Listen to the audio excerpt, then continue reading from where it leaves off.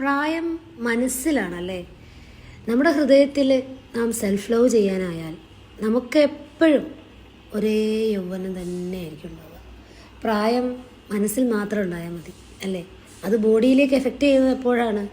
സങ്കടപ്പെട്ടുകൊണ്ടിരിക്കുമ്പോഴും എപ്പോഴും വിഷമിച്ചുകൊണ്ടിരിക്കുമ്പോൾ. എന്തിനാണ് നമ്മൾ വിഷമിക്കുന്നത്? Be happy. നമ്മൾ സന്തോഷത്തോടെ ഇരിക്കുക, ഉള്ളതിന് ഹാപ്പി ആയിട്ടിരിക്കുക. ഇല്ലാത്തത് നമുക്ക് നന്ദിയുള്ള ഹൃദയത്താൽ നമുക്ക് ഉണ്ടാക്കാനാകും. അതെ, ഈ മനുഷ്യൻ എന്ന് പറയുന്നത് ഒരു അത്ഭുത സൃഷ്ടിയാണ് ദൈവത്തിൻ്റെ. Happy life, happen miracle.